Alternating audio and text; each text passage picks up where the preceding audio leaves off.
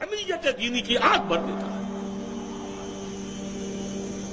میرا رب اور اس کی بات پامال، میرا اللہ اور اس کے دین کی دھجیاں بکھیری جا رہی ہوں۔ حضرت ابو بکر نے کیا فرمایا تھا؟ ایبدل الدین وانا حی، میرے ہوتے ہوئے ابھی میں زندہ ہوں اور دین میں کوئی تغیر و تبدل آ جائے گا۔ اگر یہ نہیں ہے تو بے غیرتی، حمیت نام تھا جس کا گئی تیمور کے گھر سے، اور اس بے غیرتی اور بے حمیتی کا عالم جو یہ ہے، جو ہمارے دین میں مقام ہے، اس کو سن لیجئے۔ اوحی اللہ عز وجل الی جبرائیل علیہ الصلوۃ والسلام ان اقلب مدینۃ کذا و کذا باہلھا، اللہ نے وحی کی حضرت جبرائیل کو علیہ الصلوۃ والسلام، فلاں فلاں بستیوں کو الٹ دو،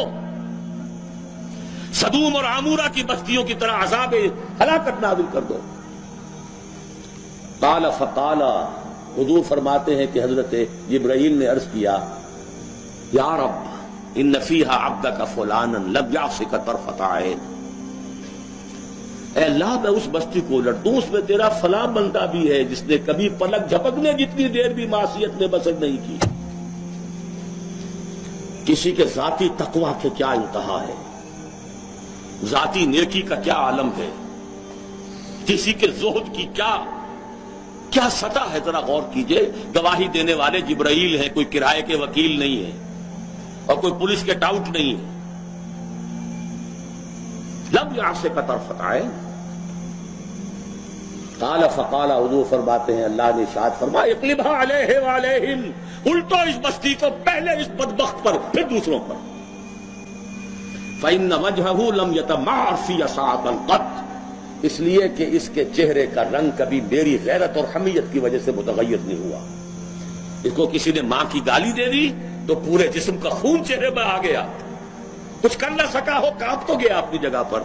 اب میرے دین کی دھجیاں بکھرتے ہوئے دیکھتا رہا اور لگا رہا، مست رکھو ذکر و فکر صبح گاہی میں اسے، اور پختہ تر کر دو مزاج خانقاہی میں اسے۔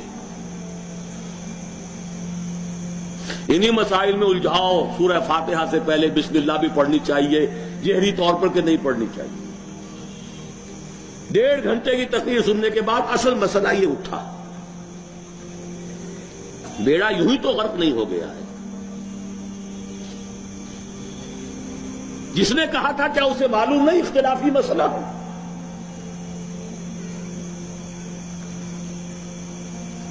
الجھائے رکھو،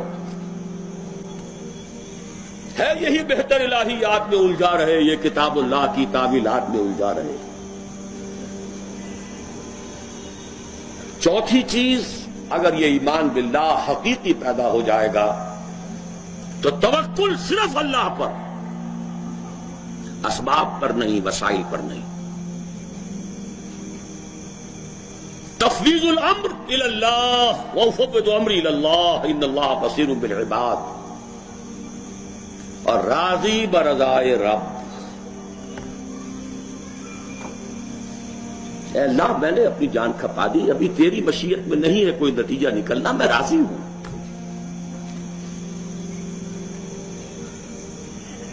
جان دی ہوئی اسی کی تھی، اب تو یہ ہے کہ حق ادا نہ ہو، تیری اپنی مشیت ہے۔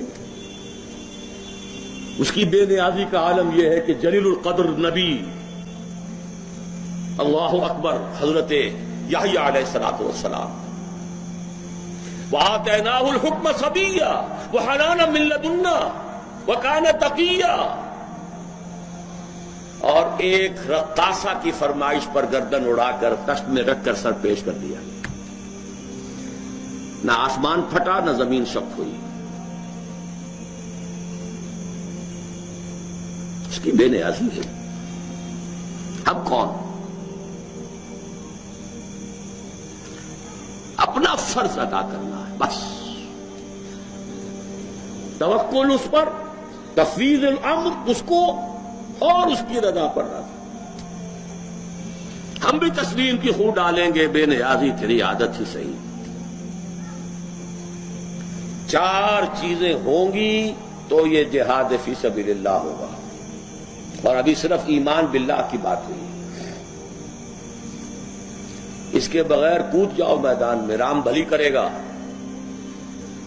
سیاسی جو ہے لوگ اپنے حوصلہ مندیوں کا نشانہ بناتے ہیں، ایکسپلائٹ کرتے ہیں نوجوانوں کو.